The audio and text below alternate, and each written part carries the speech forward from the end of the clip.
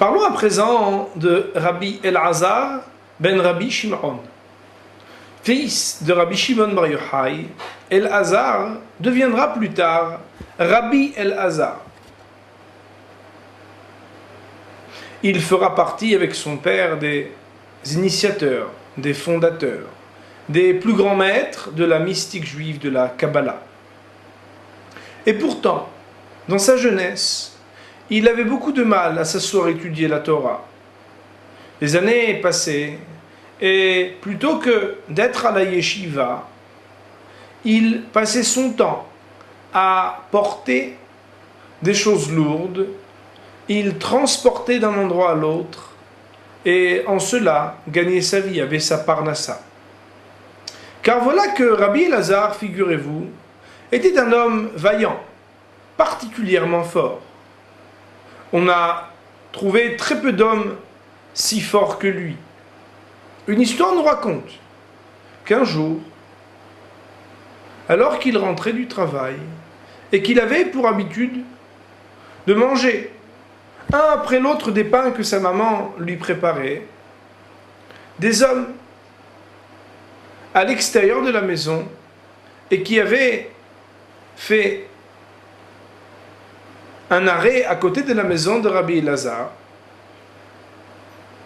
ont entendu et ont vu Rabbi Elazar en train de manger. Ils l'ont regardé par la fenêtre et ont vu que notre jeune homme avale un pain derrière l'autre, et ils se sont un peu moqués de lui en disant: mais il a un serpent dans le ventre, c'est pas possible. Un autre qui disait: on dirait qu'il est venu au monde pour amener la famine avec lui, celui-là.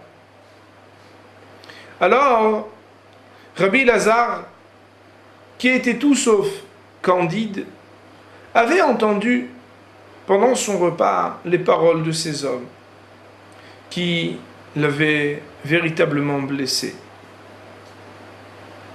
Aussi, alors qu'il était jeune homme et en pleine possession de ses forces physiques, dès que les hommes qui étaient à l'extérieur étaient occupés, il prit leurs ânes et les monta au-dessus de la maison pour les poser sur le toit de la maison de son père, Rabbi Shimon. On imagine un jeune homme qui porte des ânes pour les mettre sur le toit d'une maison. Les hommes qui étaient de passage reviennent, et lorsqu'ils cherchent leurs ânes, regardent à gauche, puis à droite, et puis ils se disent: on nous a volé nos bêtes, on nous a volé nos ânes. Pourtant, un d'entre eux lève un peu la tête et découvre que les ânes ont été posés sur le gag, sur le toit de la maison de Rabbi Shimon Bar Yochai. Comment ? Quel homme a la force de monter des ânes sur le toit d'une maison ? Eh bien, la réponse à cette question fut donnée par un d'entre eux, qui dit que dans l'entourage, en particulier de cette maison, il n'y avait qu'un homme qui avait pu manger assez et qui avait un corps assez fort pour pouvoir monter des ânes sur le toit. Ils ont donc conclu qu'il s'agissait du futur Rabbi Elazar, de Rabbi Shimon. Alors, bien sûr, et comme c'est l'habitude, lorsqu'un jeune homme fait quelque chose qui nous déplaît, on va voir son papa. Et ces hommes allèrent voir Rabbi Shimon Bar Yochai pour lui parler. Et pour lui dire: mais, Kodarav, votre fils s'est mal comporté. Il a pris nos ânes et il les a placés sur le toit de votre maison. Regardez donc, Rabbi, c'est incroyable. Comment est-ce qu'il a pu nous faire une chose pareille ? Et Rabbi Shimon, avec sa sagesse et avec l'éducation qu'il avait donnée à ses enfants, de leur rétorquer: oui, c'est une bonne question. Comment est-ce qu'il a pu vous faire une chose pareille ? Il y a bien une raison. Elazar, mon fils, est un homme droit et pieux. S'il a fait cela, c'est certainement parce qu'il est jeune et que vous l'avez titillé, vous avez dû le déranger, lui faire de la peine. Et là, un de nos hommes qui fait ses aveux. Oui, nous avons parlé des paroles de la shonara.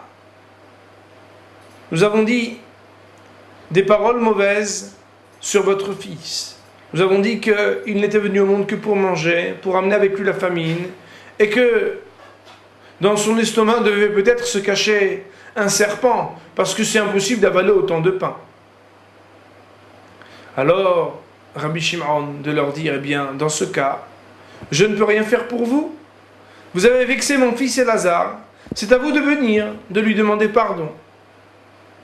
Et s'il vous pardonne, eh bien, il vous descendra tout de suite vos ânes, et vous pourrez partir. Rappelez-lui que son papa lui demande d'être conciliant et de vous pardonner. Et c'est ainsi que Elazar, futur Rabbi Elazar, a accepté les excuses de ces hommes et a redescendu en les prenant deux par deux les ânes des hommes qui étaient en bas pour leur restituer ce qui était leur. Et Be'ezrat Hashem, dans la prochaine histoire, nous verrons comment cet homme si vaillant et malgré tout loin de ce qu'il deviendra, pourra changer de métier et devenir un des plus illustres personnages du Talmud. À très bientôt.